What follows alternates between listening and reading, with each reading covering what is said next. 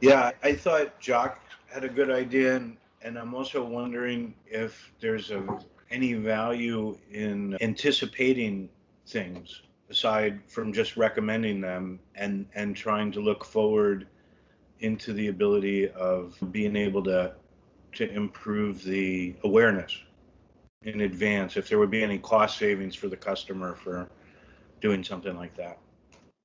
Yeah, listen, that's a great one. We love working in that space where what you try to do is using various techniques to trying to figure out what a next best option could be, and then you keep on testing using a number of different approaches. So that means that if you're going to test it with a sampling mechanism, you want to make sure that sample mechanism is correct for the outcome.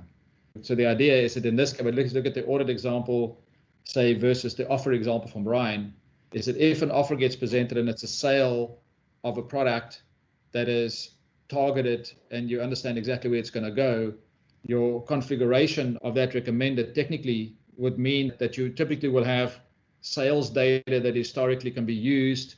You've got an understanding of what products you are offering to the market. You have a price point at which you're going to sell those products.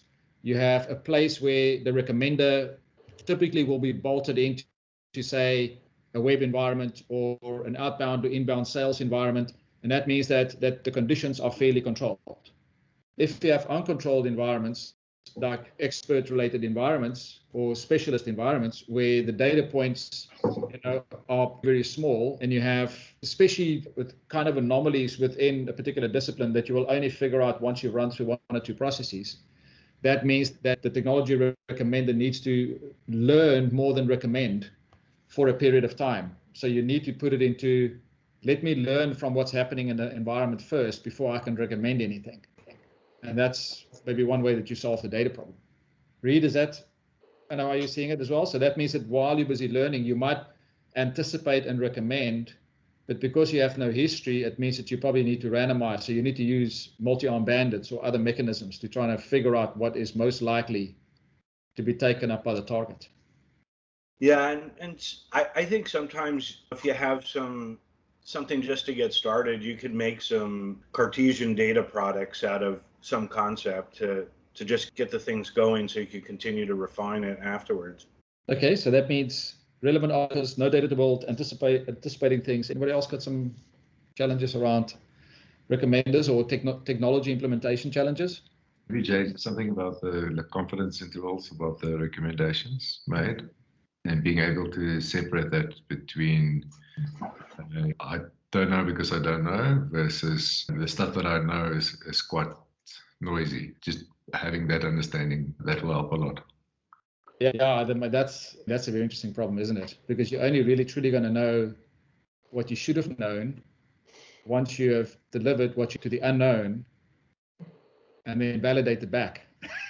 Yeah, just to make it simpler is to say recommender is making a recommendation in a space where it doesn't actually have a lot of evidence to base this recommendation on. That's the one form of low confidence or uncertainty. And the other one is it has lots of evidence, but it's like super contradictory. Like sometimes this customer likes this and then suddenly likes something else. I've got lots of examples of that, but it's noisy and maybe I don't have the right features. And being able to distinguish between those two would be useful.